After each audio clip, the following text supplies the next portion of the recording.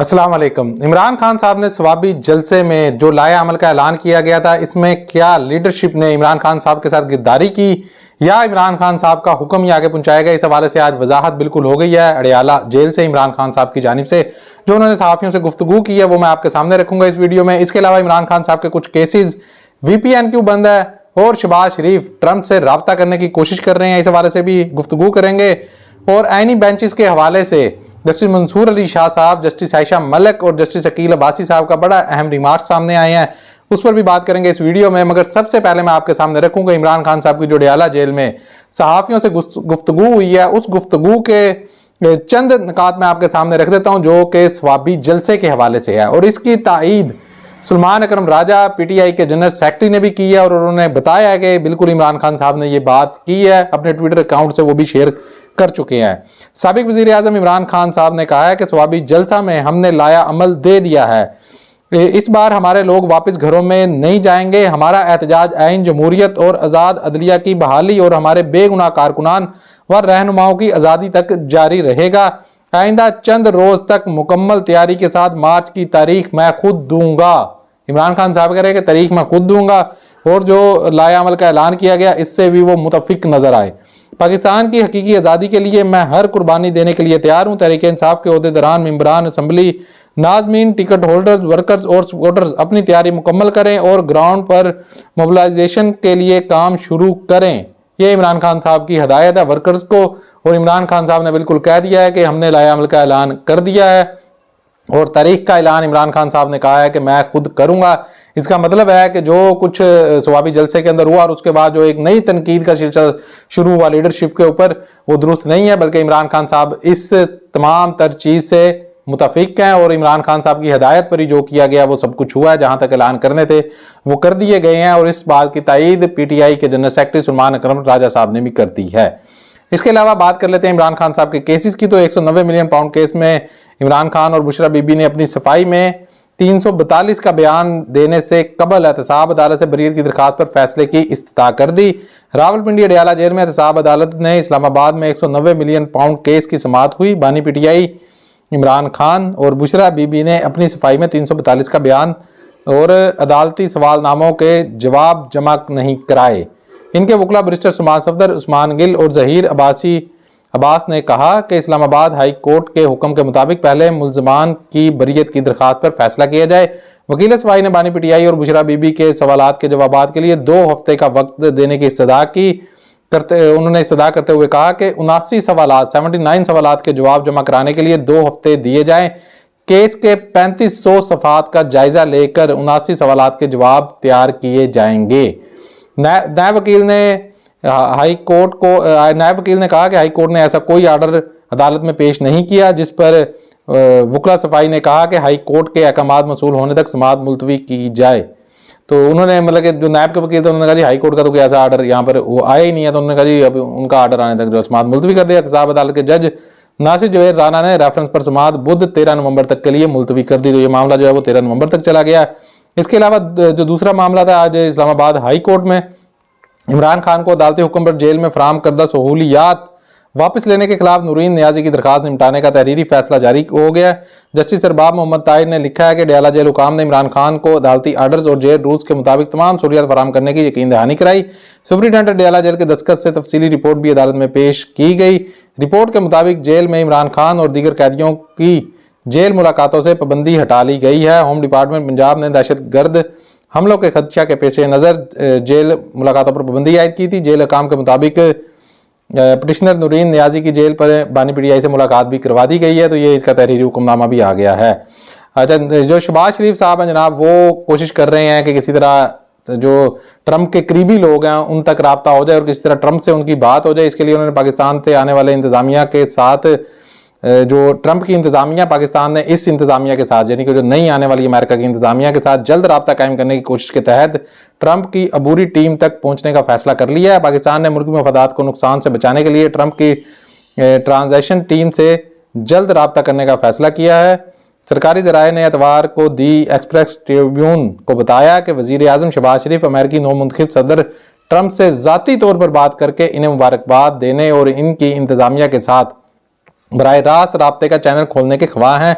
इस मकसद के लिए वाशिंगटन में पाकिस्तानी सफारतखाना जल्द ही ट्रंप की अबूरी टीम से रब्ता करके अमरीकी सदर के साथ टेलीफोनिक गुफ्तगू के लिए दरखास्त करेगा। तो इसके लिए बड़ी कोशिश की जा रही है। वैसे ट्रंप जो है वो मोदी से और दीगर कुछ सदूर हैं उनसे फ़ोन पर बात कर चुके हैं, जिसके अंदर सऊदी अरब से जो है मोहम्मद बिन सलमान भी हैं, उनसे भी उनकी बात हो चुकी है, मोदी से भी हो चुकी है।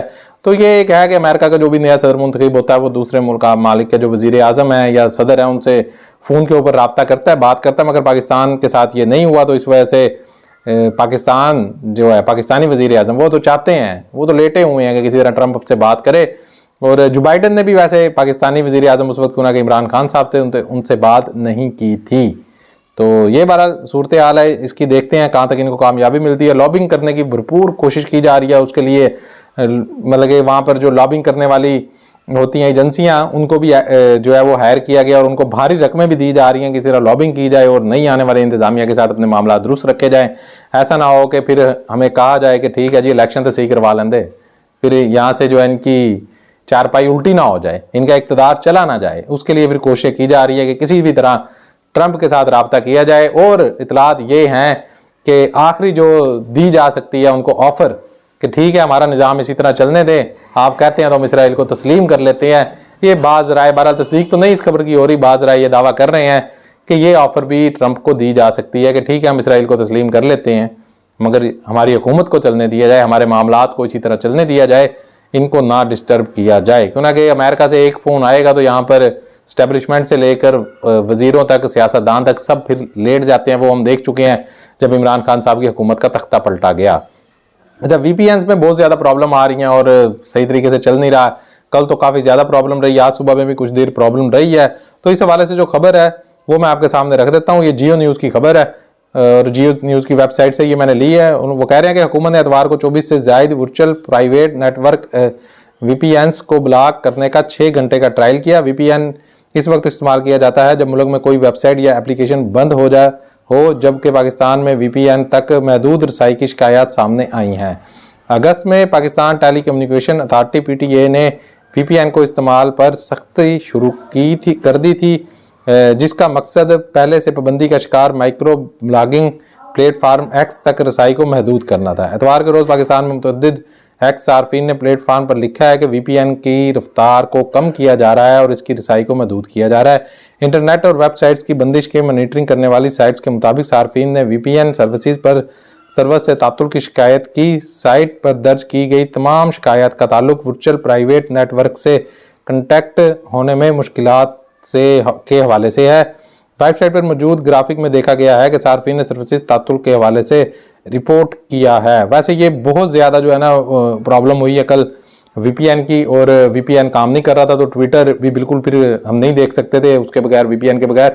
तो हुकूमत चाहती है कि ट्विटर ना चले, हालांकि खुद VPN लगा लगा के ट्विटर के ऊपर ट्वीट्स भी करते हैं और जब मुबारकबादें देनी होती हैं ट्रंप को तो तब भी ट्वीट्स आती हैं, मगर अवाम को नहीं देखना चाहते। तो ये राय की जो मतलब कि हमारी आज़ादी है, हर कोई अपनी राय रखता है, उस चीज़ की जो आज़ादी है उसके ऊपर एक कदगन लगाने की कोशिश की जा रही है। और जानती है हुकूमत कि इस वक्त मीडिया तो कोई देख नहीं रहा, इलेक्ट्रॉनिक मीडिया हो या प्रिंट मीडिया हो, तो लोग जो हैं वो जाते हैं ट्विटर के ऊपर, वहाँ पर जाकर चीज़ों को देखते हैं और यहाँ पर हुकूमत जो है वो काफ़ी पाबंदियाँ लगा रही है।